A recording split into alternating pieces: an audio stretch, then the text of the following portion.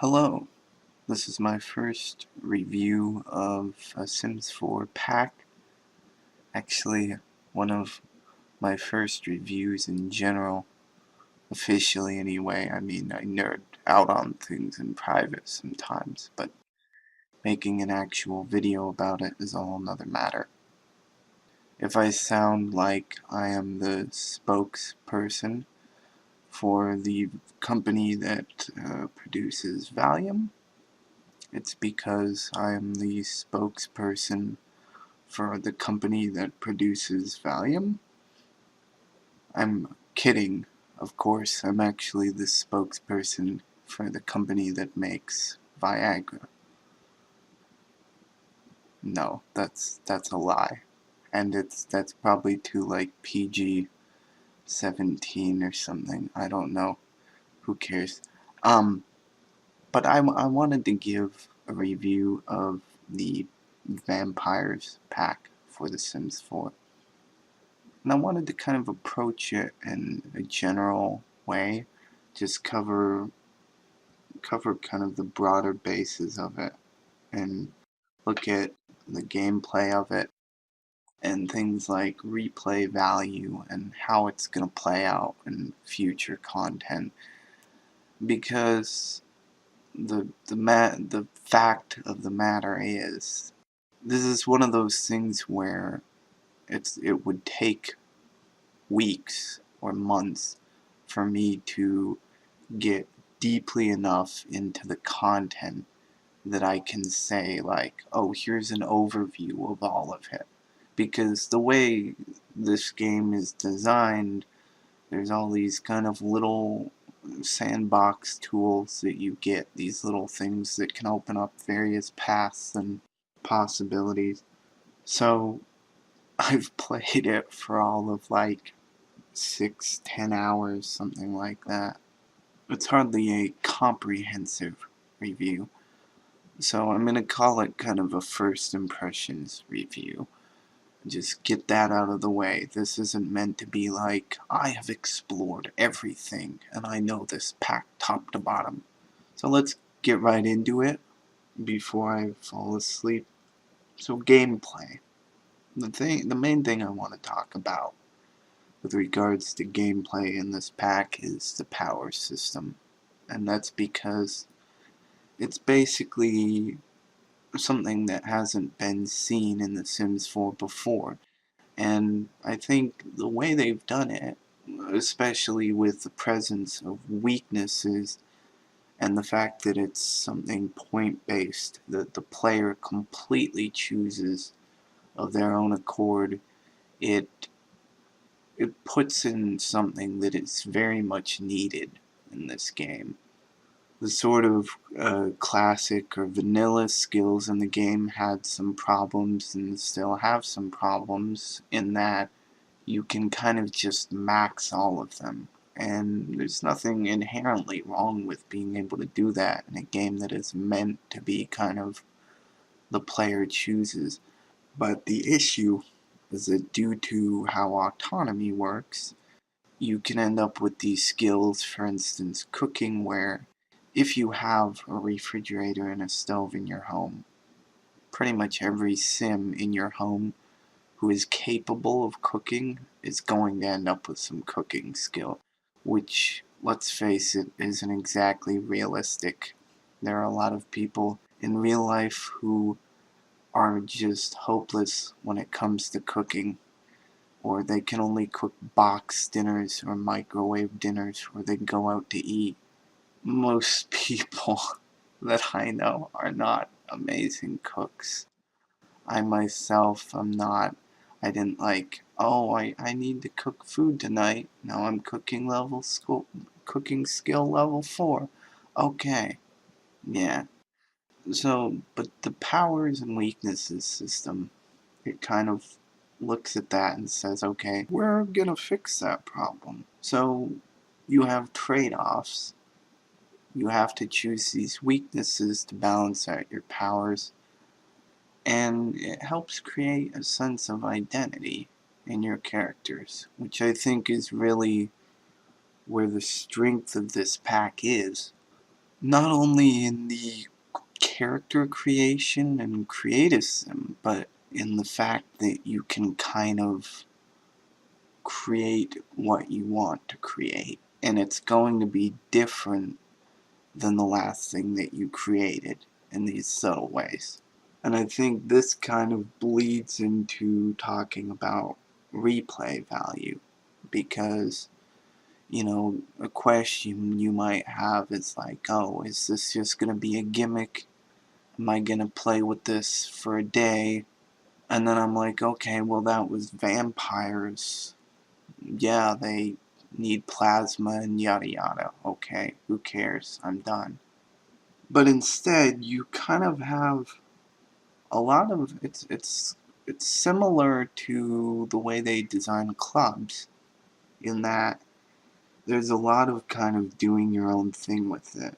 And I mean, yes, they are vampires, but something to keep in mind about this, take myself for example. I am not what I would call a vampires fan. I am mildly enthusiastic about the concept under the right circumstances, but I'm not the kind of person who goes like, oh, I have to see this show because there's vampires in it. And I'm thoroughly enjoying this pack, and I think the reason for that is because it's a pack that is both entirely about vampires and entirely not about vampires. And what I mean by that is, you can play it 100%. I'm a vampire, play it as the type of vampire that you envision yourself as, or you can kind of swing things a little bit in a way that's, you know, maybe not so 100% I have to be like a vampire in movies. The dark form, I'm reasonably certain about this, though I haven't tested it. I think I read it somewhere. You don't actually have to have a dark form in the first place, or if you do, you don't have to look scary. So right off the bat, there's no obligation to be this sort of creepy occult character. You can drink plasma rather than take it from other Sims forcibly. You can, I'm pretty sure, sleep in a bed because there is a weakness where you have to sleep in a coffin. So if you don't take that weakness, I believe you can still sleep in a bed. You can essentially have some special powers if you do it right, and still kind of be relatively normal, which I think is something they were trying to have in there to help with the variety of it. And then there's the future.